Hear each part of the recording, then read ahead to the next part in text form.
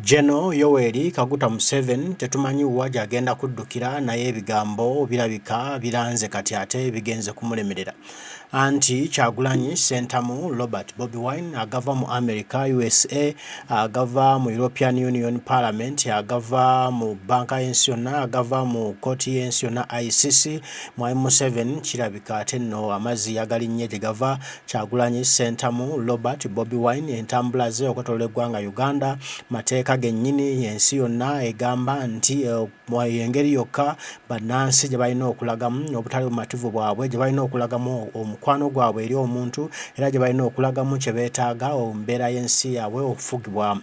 Nti kati Geno Museveni okuvaayo n'ayimiriza okutambula za Kyagulanyi Ssentamu Robert Bobi Wine kiba kimenya amateeka, era Kyagulanyi ali free okugenda mu maaso n'okutambula ne bannayuganda okwongera okubategeeza enteekateeka ze era n'okulaga obulumi bwabwe bannayuganda bwe balina eri omuntu oyo gwe bawulira nti nno gwe baagala.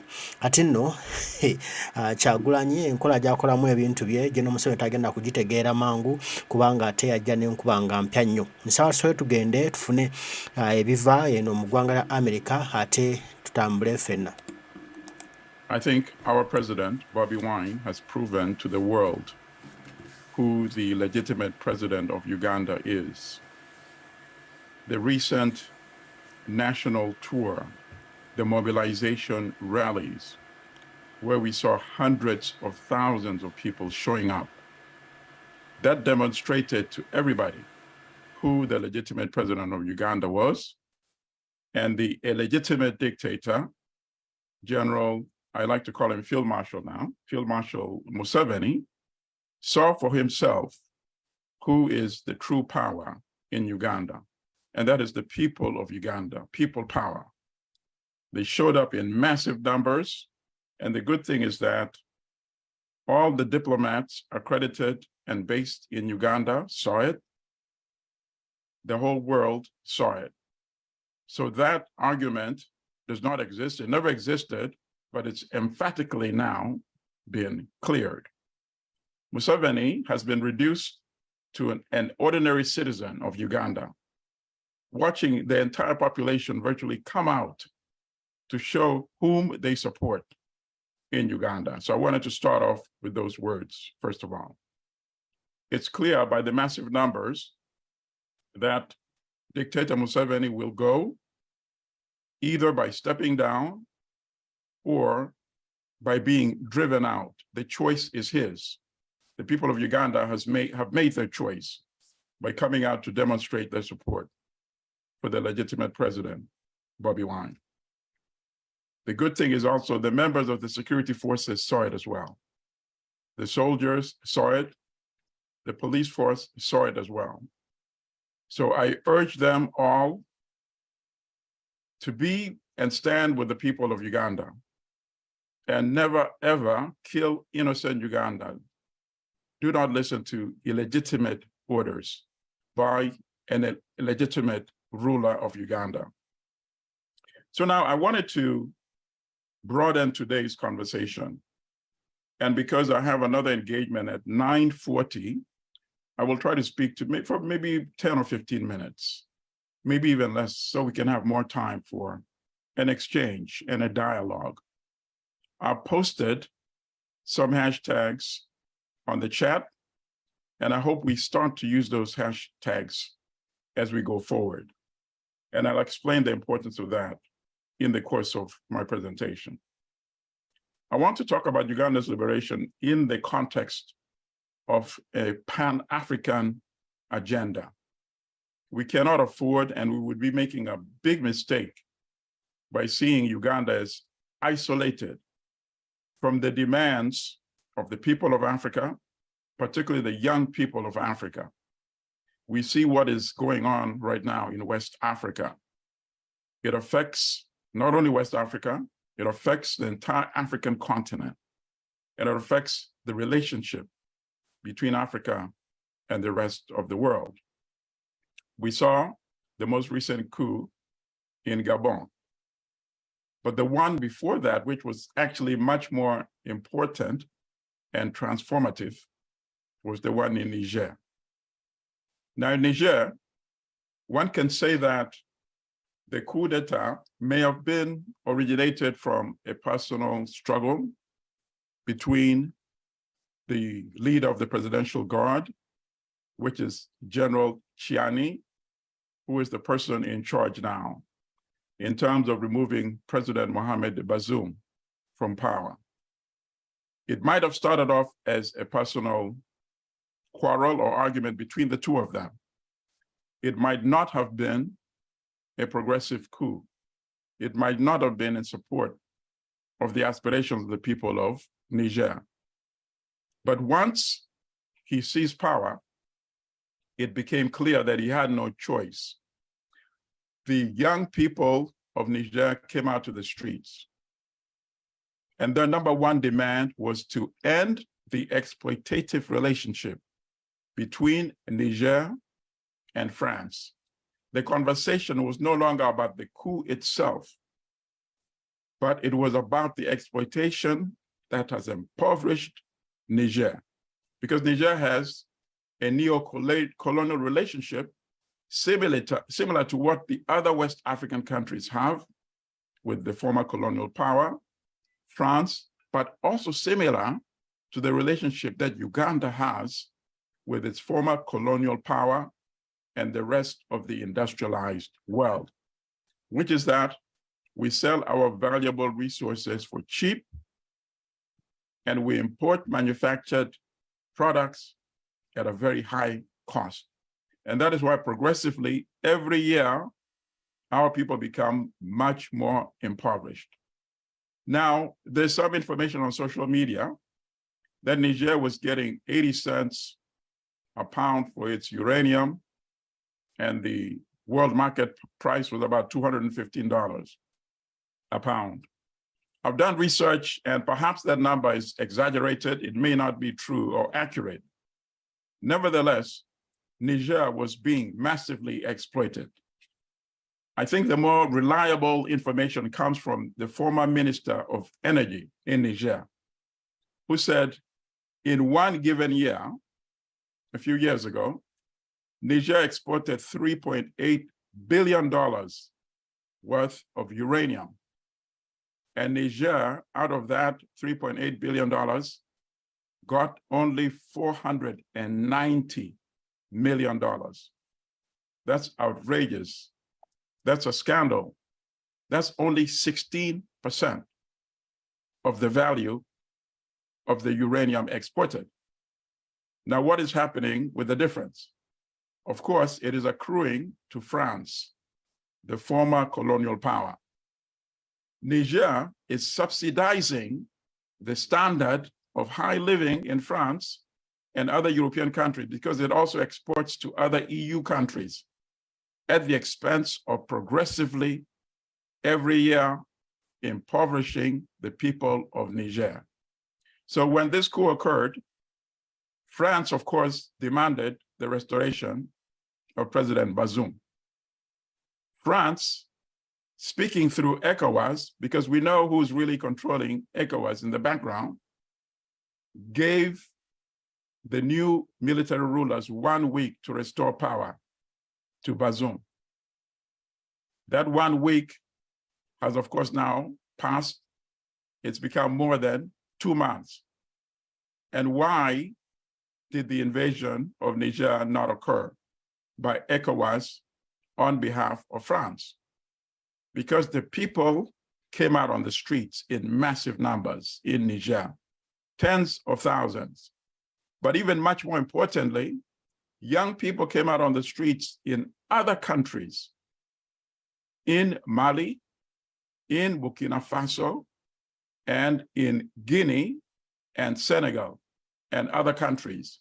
And on social media, young people from all over Africa were coming out to condemn any possible invasion of Niger by ECOWAS on behalf of France. And much more significantly, Burkina Faso and Mali both said that they would consider an invasion of Niger an invasion of their countries, and they would also come to militarily support another African country. Now, this is very interesting what we're seeing. In the past, we have not seen this type of solidarity amongst African countries. And all this is being driven by the young people in all these countries. The young people are saying, enough is enough. We are not going to allow this colonial, neo-colonial economic exploitation to continue. So that is the setting. The same kind of push is going on in other parts of Africa, including East Africa, including Kenya, where we have seen young people also come out in massive numbers. They're protesting the levels of poverty. Why is the cost of fuel so high? Why is the cost of food so high? We saw them coming out in massive numbers, by large, peaceful, but showing strength in their massive numbers.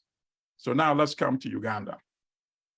We saw the outpouring, massive outpouring of support for the recent mobilization rally by the legitimate president of Uganda, President Robert Kyagulanyi, AKA Bobi Wine.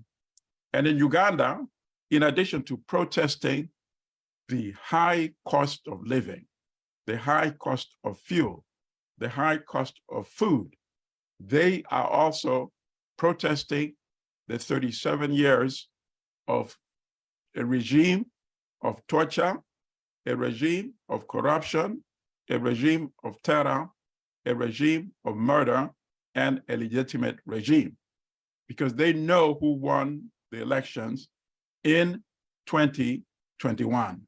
And that is why they came out in massive numbers.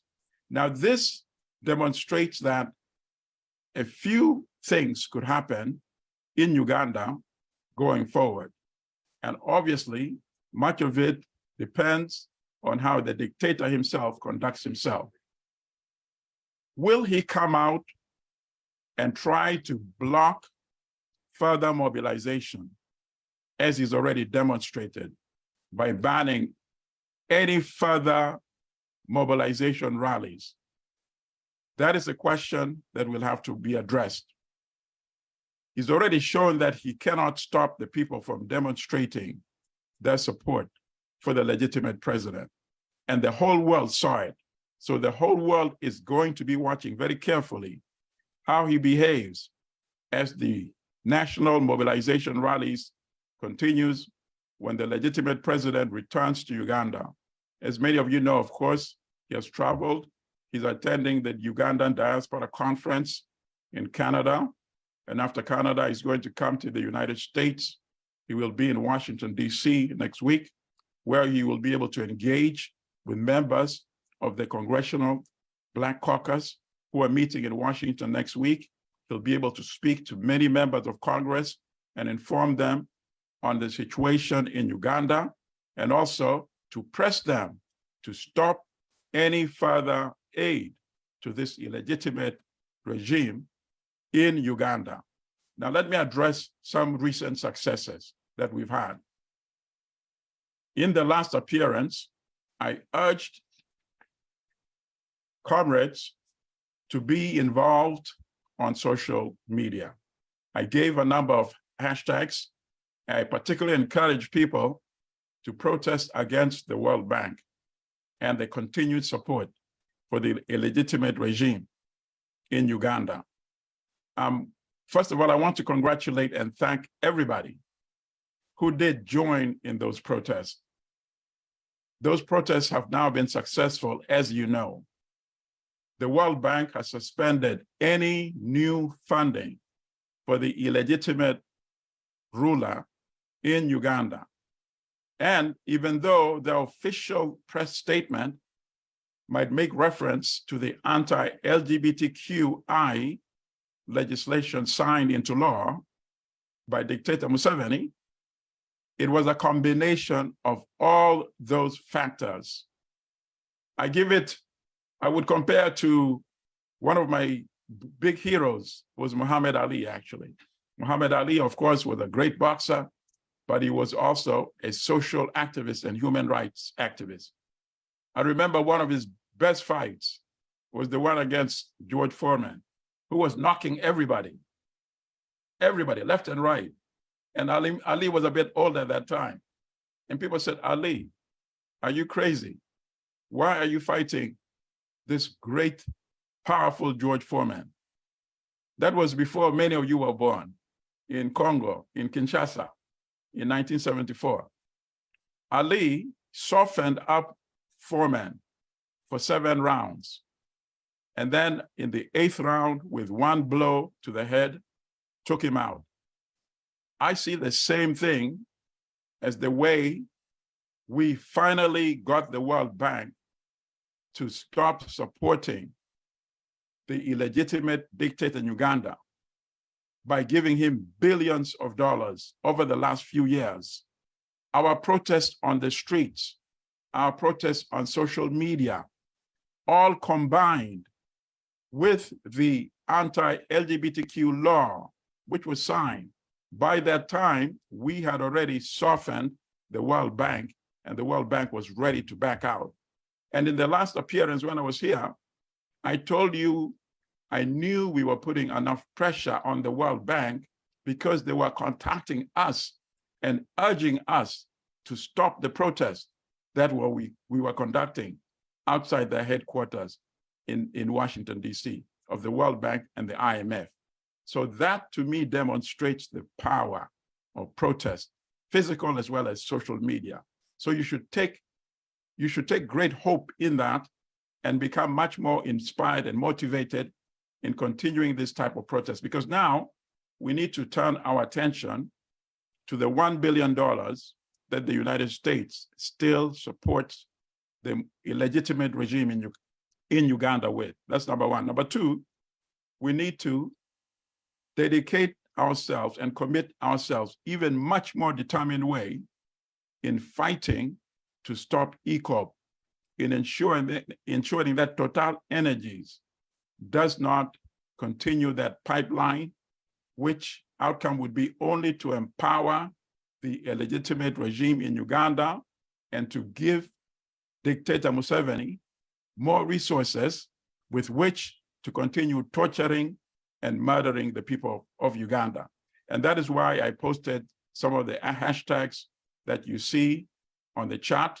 I might add a few more and encourage you, fellow Ugandans, to come up with additional hashtags as well. We must be very encouraged by the turnout in the rallies for mobilization, but let's not become comfortable. Let's not become comfortable in saying yes, because we saw our brothers and sisters turn out in their tens and thousands. It means that the hard work is done. No, we all know that once a very vicious beast is cornered, that is when the beast becomes even much more violent.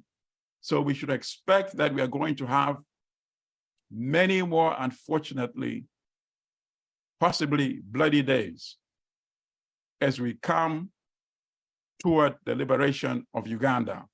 But one thing is certain, Museveni will go. He will go by being forced to step down, or he will be driven out. The people who risked their lives, who defied the regime and showed up in massive numbers during the recent rally, it's clear to me that now they're ready to go all the way. If they're ready to go all the way, we in diaspora cannot become comfortable. We must join them and maximize our own efforts toward the liberation of the people of Uganda. And let me now conclude on one note, why I said we have to have a Pan-African agenda. Because at the end of the day, we don't want to drive Museveni out because we have a particular hate for Museveni. No, but we have a particular hate for what he has done to Uganda, how he has destroyed Uganda. And in order for us to recover Uganda, we need to change our relationship with the outside world. We have to be able to get the proper, correct, and fair price for the products that we sell to the outside world.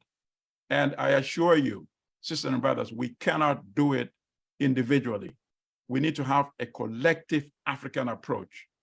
Thomas Sankara demonstrated to us in 1987 that one leader, no matter what type of good policies you have and agenda, if you operate alone, they will not allow you to succeed. In fact, Thomas Sankara predicted his own demise at the Organization of African Unity meeting before the AU. It was still the OAU in Addis Ababa in 1987 in July. He said, brothers and sisters, fellow presidents, let's have a common front when we try to change our economic relationship with the West. If Burkina Faso goes alone, I will not be alive to attend next year's meeting. 3 months later, he was eliminated by the agents of neo-colonialism and imperialism. So Uganda has all the resources. Kenya has all the resources. Tanzania has all the resources. We have to have a common front. Even if initially we come together as East Africans, West Africans come together as West Africans, people in South Africa do the same thing, the ultimate outcome and solution must be a Pan-African United States of Africa. And if we are able to do that, sisters and brothers, within 15 years, we will be able to economically transform Africa. We will be able to use all our resources to industrialize and become a global power. We should no longer accept to be second-class citizens of the world. The young people of West Africa are demonstrating that. They are no longer willing to be second-class citizens of the world. And that is why you are seeing the transformations ongoing in West Africa. In East Africa, we must embrace the same mentality. Not only should we end dictatorship, but we should also transform our relationship with the outside world. Sisters and brothers, thank you. Those are all the words I wanted to share with you today. I think I can stay for about 10 more minutes. And then, of course, I'll be able to join you again to continue our conversation in the future. Thank you to all of you. Thank you. Thank you very much, Professor Almati, for always guiding us in our quest for liberation, for freedom, and yeah. So thank you very much. And I'll just make a quick remark and then we invite more questions. It is very, very good to see the linkage between what is happening on the continent and what is happening locally. I'm really encouraged, I think, by the surge in the young people being interested in the debates around what has happened in West Africa. If we're talking about Mali, Niger, Gabon, the most recent one, and I think the people are asking the right questions. This is more about exploitation. It's about extraction. It's about theft of our resources. Yeah. And as a matter of fact, the coup in Niger was not a coup against the constitutional order, but it was a coup against neo-colonialism, neo-imperialism, the continuing exploitation of our resources. And I think the question you just mentioned about the uranium, the sale of uranium at such a very, very cheap price, which went to fund the West at the expense of the development of Uganda. And we see the West really digging in. Macaro recently made a statement, and he attributed underdevelopment of Africa to what he called civilization problems. And he attributes this to people still having big families, women having big families of 7 to 8 children. He says that as problematic. The elephant in the room is the continued exploitative policies. I mean, to name France, for example, where it is still there has this policy of African, the Francophone countries paying high taxes. Absolutely. Because for historical being part of the Francophone colonial system, now that has to be condemned and that has to be changed. But back home, close home, I think people are really asking the right questions. And we really we're encouraged by the involvement, people going out in droves to join and to demonstrate that our president is the elected president. And I think this has demonstrated three things. One, unity of the people, which is very good. Three, mass mobilization of the people. And I think overcoming the fear factor that had been a problem. Yes. This puts Museveni in a very, very weak position right now. And the fact that he just stood by does not mean demonstrating magnanimity on his part. It's because he's under the close watch of the ICC. 1. 2, yes. He's under the close watch of the World Bank. 3, he's devoid of any resources to buy mercenaries, to engage them, or even to pay his cronies, you know. Yes, so I think these are factors that have made him to stand by and look. So what we need to do now is really, I think, continue to mobilize and continue to move towards the final push. I really think, personally, I think it was a strategic mistake to break this mobilization. Nonetheless, I think, you know, the leaders know better, but I think because we are holding the dictator in chokehold position. Yes. So what do we need? Do we release him or do we continue really to put the pressure until he gives up? So, Doctor, I think I'll take some hands from the congregation. Yes. First question goes to Kadilo Katu. Please ask your question. Thank you. Let me unmute you. You're unmuted. Thank you. First and foremost, I just want to thank you, my brother, and I call you my elder, Milton. I just want to say, your inspiration. Each time I hear you speak, you are speaking about encouragement. There's nothing that, even if we have hit in a corner, many of the times I was in despair, but each time words that come from you just brings hope. It just builds me up. And I just think that is a kind of leader that we need in our generation now. And I just want to appreciate you for that. Thank you, brother. And I just want to also say that going back to the recent visit, I had a conversation with one of my closest friend whom I met when I visited our motherland, and he was telling me after the Arua, but before that, they sent 3 coastal buses of FFCs to go and disturb. Amazing. 2, they wanted to send the old car that they smashed the bulletproof window to Arua in order to get everything, but people stood firm and said no. And 3, afterwards, a UPDF soldier they were told to monitor everything, said, why are we wasting our time? Why are they wasting resources? This is a Ugandan. He is not a foreigner. Why are we? And to me, that really showed hope now. There is something in the offing that just needs one more trigger, and that will be, and it really, and many people are going, oh, this place, oh, this place. I said, no, people turned up. People turned up and listened to the president, the elected president of Uganda.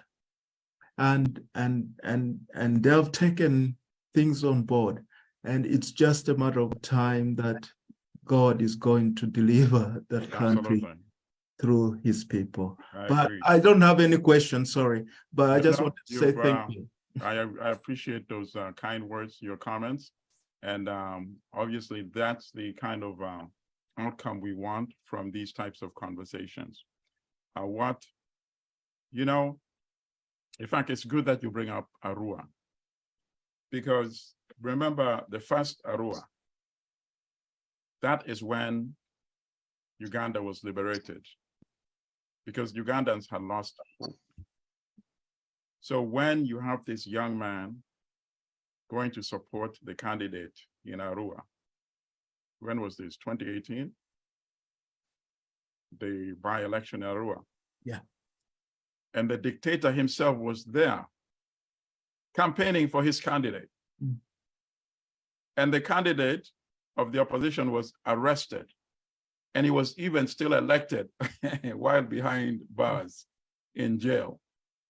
Even with the bullets, even with the terror unleashed by the government, the people still stood firm and voted for their candidate. They kidnapped the young man, they tortured him, they brutalized him, but they did not eliminate him. That to me spoke very loudly. It showed to me that the soldiers who were instructed to eliminate him were not willing to do it. They refused because that was the time to get rid of him when nobody knew where he was for 3 days. When he emerged, I said to myself, it's over. It's just a question of time now. That was when hope was restored to Uganda. So I'm glad you mentioned the issue of hope. Hope has been restored. We must go all the way. And the words that you just repeated coming from that soldier, that to me also reveals a lot. Because if it's coming from him, it means many of them are thinking along the same lines. Thank you. Thank you. Thank you very much, Professor. Please, the coming questions, make them brief, and maybe let's combine the 3 questions in the interest of time, as his time is pressed for time, and then he will take the 3 questions. Please, Reginald, ask your question. Let me unmute you. Thank you. Question or remark, make it brief. Thank you. Yes, thank you, Professor. Question. Is it possible for you to, maybe you have some ideas? You talked about Pan-Africanism, and definitely that's what we need. And I think God has allowed events that have ashamed the evil people, whether from the Western world, Right. or within Africa. He has blown that sky high. Yes. Every person on the continent and outside the continent knows that these people are not there for good intentions, and they are using puppets to suck blood out of us. Now, how do we and Ugandans, we have been lucky that the way we have approached the process of change is a way of leadership, that we could lead the whole continent in a right way without getting there and then we get stuck. Right. How do we forge relationships with these other countries that are facing the same demon, so that if I went to World Bank to protest, or European Union that wants to insist funding, or Washington that wants to insist funding for our debt, that it's not just us, power, and maybe no, but also the Congolese, who are being used and killed by Museveni through proxies. Yes. I think you get my question. Of course, absolutely. Very good. I think that is something that I have always encouraged and promoted. And in fact, there was one instance when we had something exactly the way you just mentioned it. We approached our comrades from South Sudan. We approached our comrades from Chad and from Congo. And we had a joint protest outside the United Nations. So it's a question of parts of our leadership getting with the leadership of these organizations, because most of them have their organizations around wherever we reside. So for example, here in New York City, where I reside, there are many other African organizations. And what I do is also, because I have a weekly radio show, I encourage them to contact me. So I've interviewed Southern Sudanese, people from South Sudan on my radio show. I've interviewed Congolese. I've interviewed people from Cameroon, and I've interviewed people from Chad. And then after those interviews, I encourage the leadership of their organizations to get in touch with us at NUP and join us at their rallies. So we should just reach out to the leadership of other organizations and form that Pan-African approach. So I encourage that, and thank you for that question. Thank you, Professor. Comrade Banasula, please ask your question and be brief. Yeah, thank you. I've unmuted you. Okay, thank you. Question Thank you so over. much, Thank you. Comrade. Please go ahead. Thank you. So thank you so much.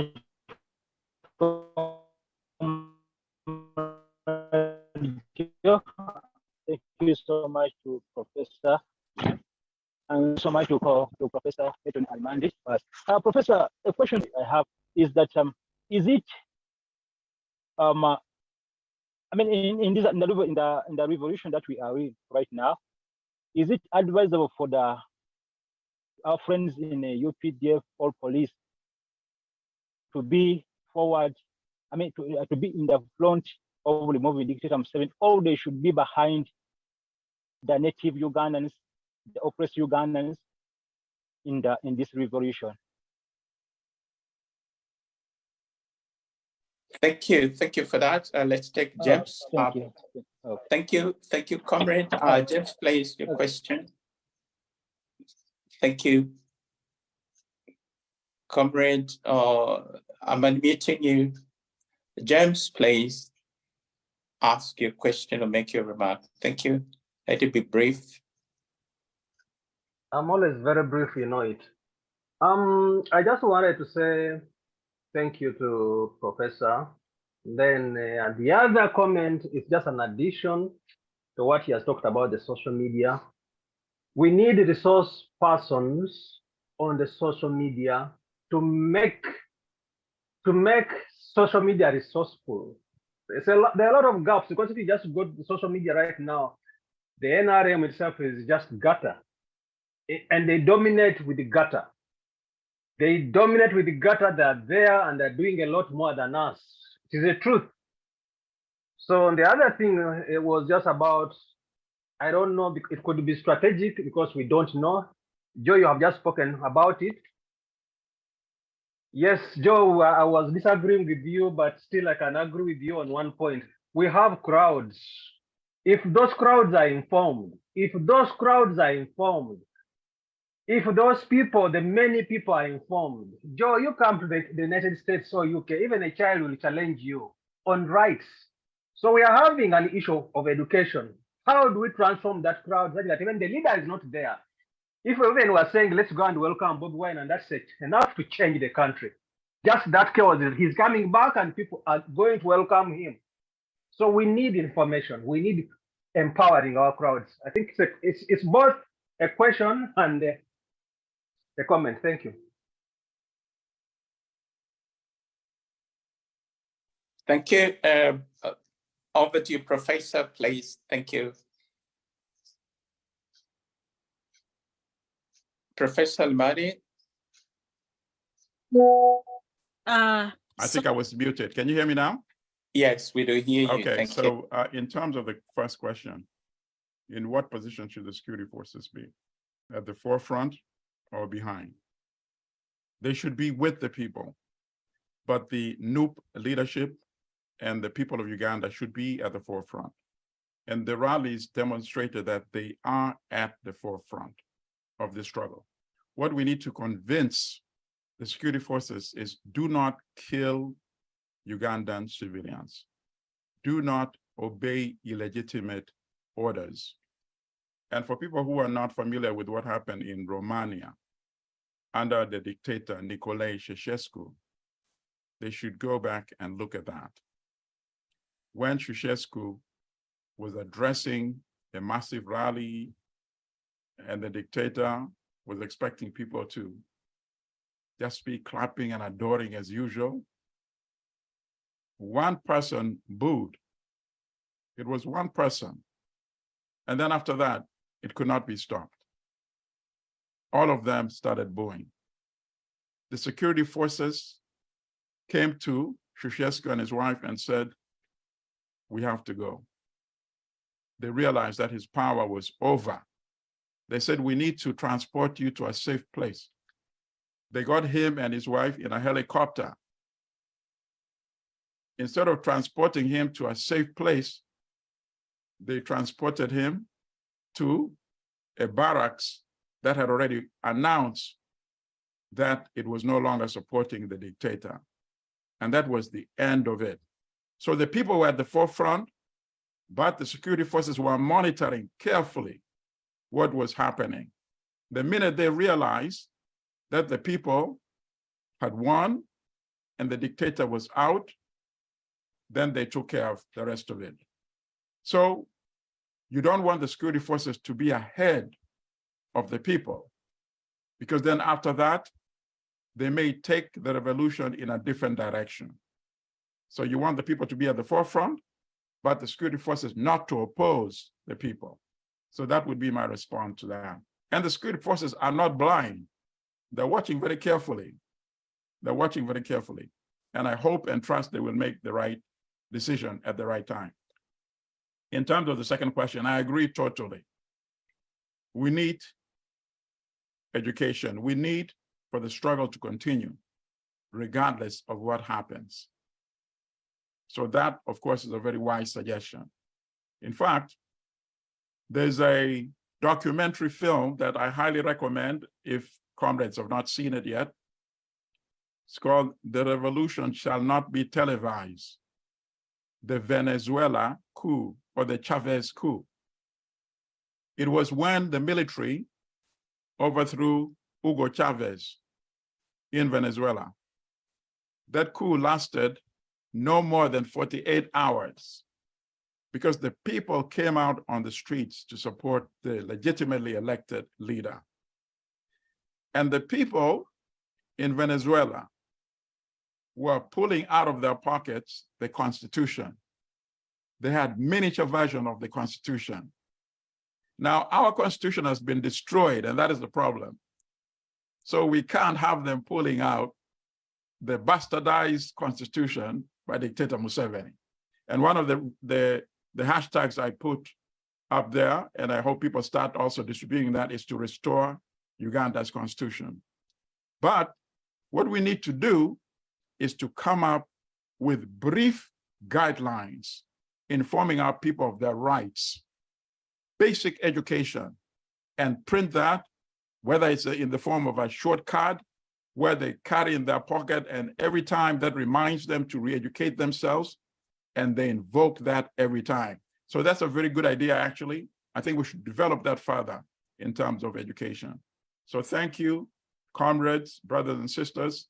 Unfortunately, I'm already 5 minutes late to my other engagement, and I have to sign off with apologies. Please forgive me. Invite me back anytime and I will be back. But now I'm signing off. Thank you, sisters and brothers. Thank you so much. Thank you. Have a great day. Thanks. Yes, thank you. Thank you so much to Professor Alimadi for that teaching. Hope you guys have been informed. And yes, let's carry on with the meeting. Joe, I see your mic is going. Please carry on. Yeah, go on. Don't worry. Take it. Thank you, Comrade Domer. Dorcas, James, is your hand up? Please unmute and speak to us.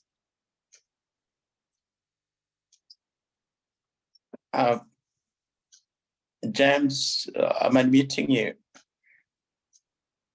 Yeah, and as James is also taking his taking the mic, I wanted to remind you, comrades, that there's a tweet in the chat that bears all the hashtags that Professor has suggested.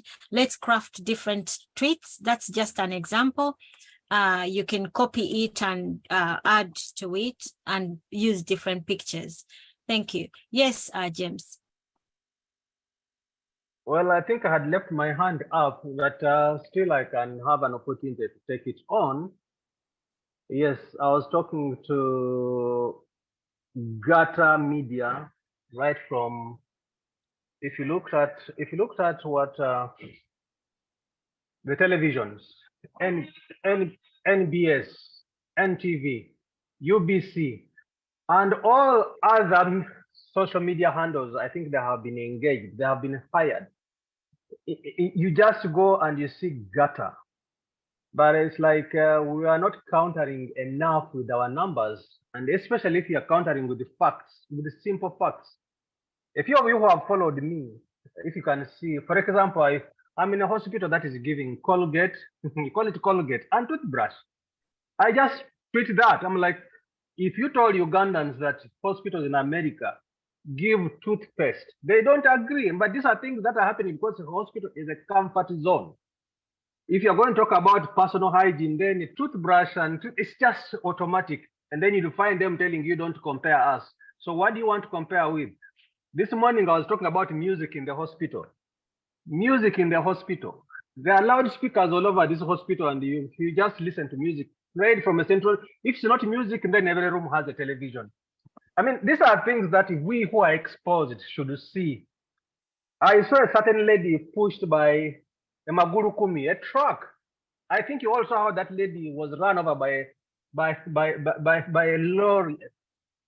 It's so sad, but look at us. You who is seeing roads in the United States. You who is seeing roads in the United States. There are walkways, there are trailways for bicycles, everything.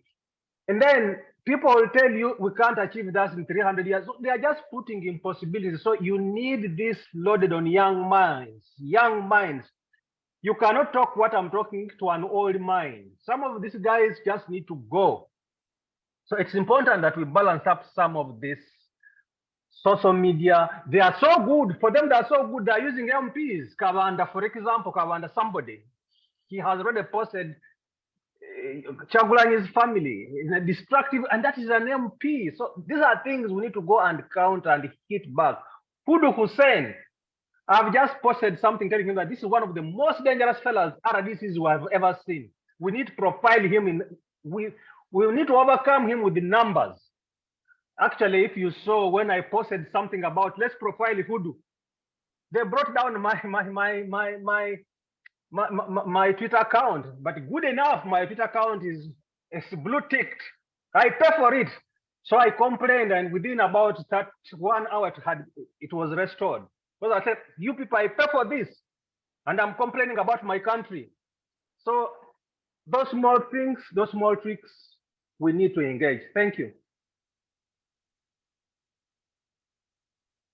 Thank you. Thank you very much, Comrade Mgeni. Sorry, Joe. Before Yes. Dr. Mgeni goes, can he talk about the doctor? If you could unmute him again, please. Dr. Mgeni, are you still there? I hope you are.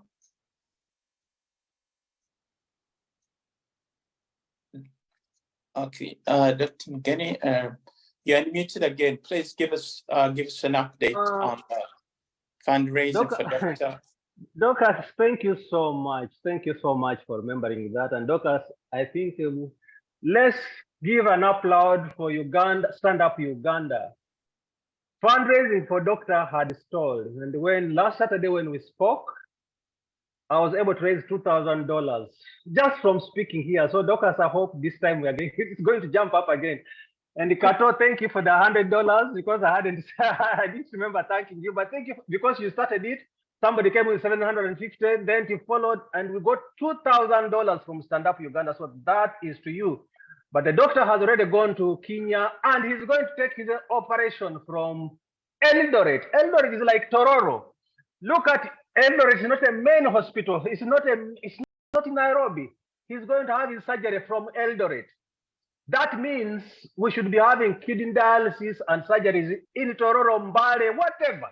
So as Ugandans, we need to wake up. The doctor has already been taken. They're already in Eldoret for analysis and more investigations before the surgery is done. And so from Stand Up Uganda, this link, you're highly recognized. Thank you so much for being part of Uganda and for standing with the doctor. And actually, I have just called them, told them that you people now Stand Up Uganda that gave you money. I'm not seeing you people there. And that's why we got $2,000 when the whole fundraiser had stalled. So if there's anybody here, Kato, share the fundraiser. I'm going to share it again. Let's save the doctor. If you save the doctor, you're buying those people a clinic. And I was very mad with people of Hoima. How do we go to fundraise for them money in Hoima and a doctor, and then they vote NRM? I hope nobody, people from Hoima are here. Thank you. Thank you very much, Dr. Mgeni, for that update. Yes, let's upload Uganda's Bleeding for doing that great job. Yes, our brother had lost hope, as a matter of fact. Now at least, yes, now he's optimistic, he's hopeful. And yeah, we continue to fundraise. We still have a shortfall of about 41 million, and any little counts, please. So we're going to post the flyer where you can, fundraise. If you're not able to fundraise, you can always share it in other groups where people might contribute, towards his kidney transplant. So yes, let's get. Oh, good. We have some hands. I think James has already spoken. Reginald, please unmute and speak to us. Thank you. I'm unmuting you. Thank you. Yes, James has already spoken. We're not giving him any more. Two Mangenis, Mugeni and Mangen. That man is given. Samias are well represented. Reginald, the Samias are well represented. We won't complain. Did you see Busia? Busia, yeah. Next time, yes, we're marking all their looted goods that go through there. Yes, and they will hold them accountable. Good, yeah. A good move. A good move, yes. Always a blessing to see you, Mr. Joe. You are a gift to us. So are you, brother. So are you. Yes, brother. Mr. Mugeni, my brother, the Hoima people voted right, but we all know we exercise our right, but we are under slavery. And Museveni just decides what he wants to do. He just throws away the constitution and does whatever he wants to do. That's why we have no choice but to make sure that dictator is out for good. Brother Reginald, please, if you may, just hold a second and then you'll resume, if that's okay. Thank you. As we honor our dead, please. Thank you. A minute of silence now.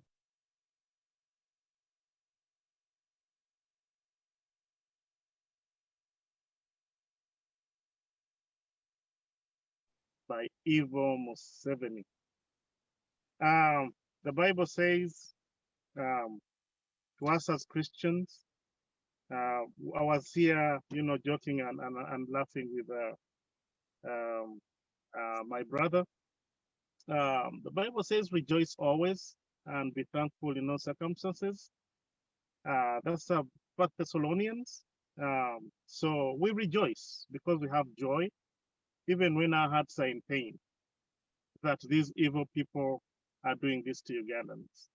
So don't see us happy and laughing and think it's because we are very comfortable. No, we're not comfortable with the situation. So continuing on, Mr. Mugeni and what he's doing about the doctor and the medical people. Yes, I want to remind Ugandans that if you get out of Kampala and surrounding areas, you're going to see very high-rise buildings coming up, and they're going to tell you the economy is good and point at those high-rise buildings. But remember, look at the health services. They are shrinking. Look at the roads. They are continuing to be death traps.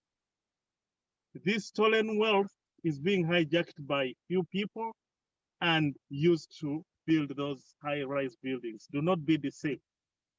What adds value to you? What adds to your health? What adds to your lifespan is having good roads to reduce accidents instead of leaving them deliberately like Museveni has done so that they are death traps. So, and then created traffic to create havoc on you that you're the wrongdoers. No, clean the road first. It's a public service. And then hold accountable the drivers, the hospitals, the clinics. We know all this. So this is an orchestrated system. And remember, we're fighting evil Museveni, but there's also the powers behind him. Professor talked about Pan-Africanism. Joe talked about what Macron said. These guys are adamant. They are racists. And what they are doing right now is standing behind these evil people. They don't care about us. They are very happy when they see us dying, because to them, they have a right to live, and to us, they're controlling population by killing us. So Ugandans, wake up. Let's continue fighting. And then I want to thank so much the people who have exposed tribalism and regional imbalances.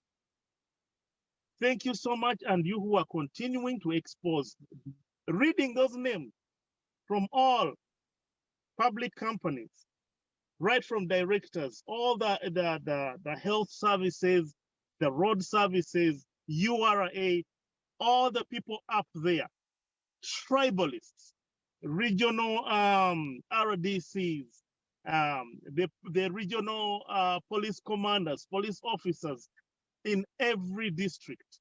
It is so funny. I went to Namaingo one time at the district headquarters, and the names that are there are all from the West. So Westerners, help us also expose these people because you know them. Thank you for those who are reading these names, because it should be public knowledge when such people are in public services, but it will help us to also expose Museveni's tribalism and also strike down this deception that they used to kind of explain stopping public going around the tour of the elected president of Uganda, Robert Kyagulanyi Ssentamu, in Luwero, that he uttered words that were sectarian and centered around tribalism. These lies that are being struck down right now, thank you, thank you, thank you. And God bless you so much. Back to you, Dorcas. Thank you very much, Comrade Mugeni. I think I'll just speak on that last point. The counter-offensive against the state-sanctioned propaganda is really is in high gear. And thank you very much.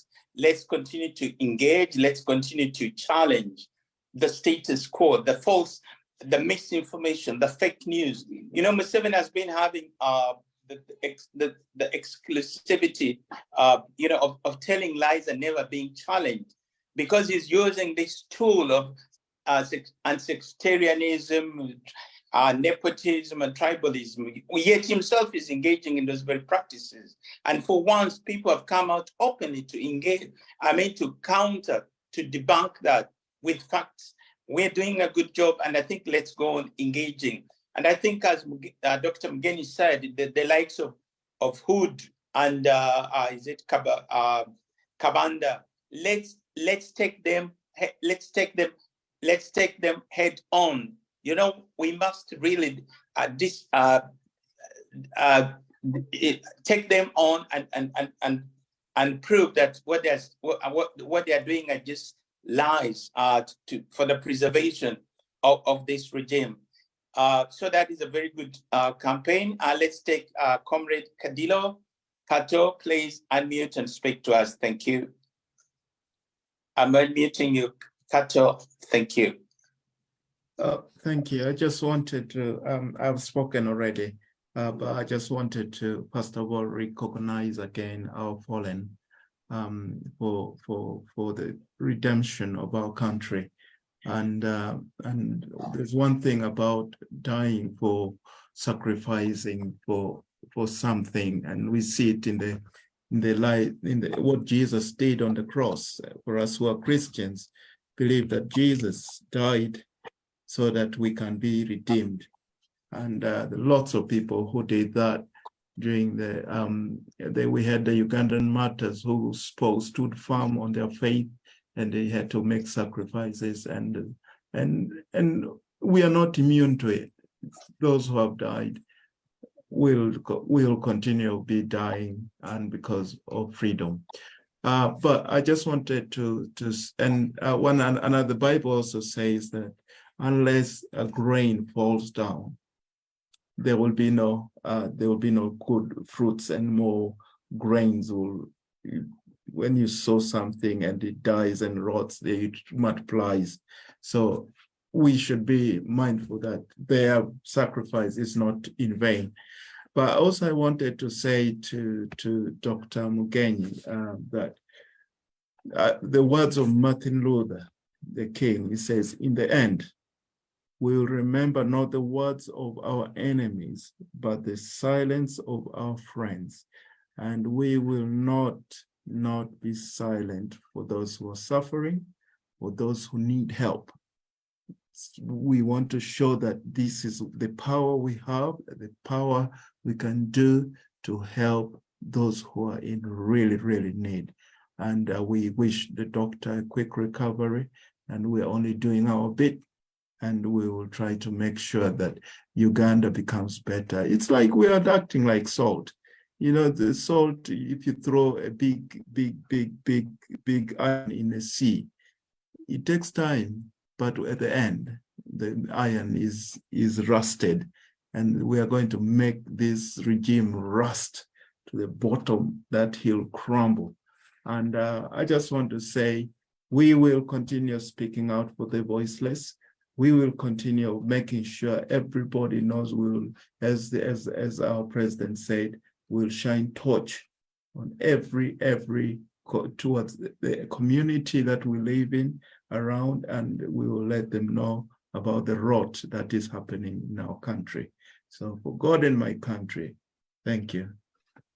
Thank you very much, Comrade Kato. And I'll just speak on your first example. People who've made the ultimate sacrifices. Ladies and gentlemen, potentially any one of us could be doing that. But I think from that standpoint, let's really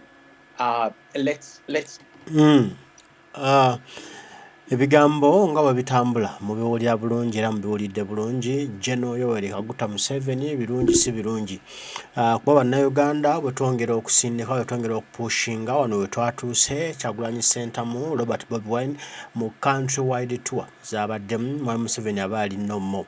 Kyova olaba nti kati yatandise okutya okutandika okuteekawo ebiboozibozi okufuna kyekwasa okulemesa bannayuganda okukuŋŋaana mu kibuga Kampala, kuba kimanyi banakuŋŋaana kajja kuba kaweddemu.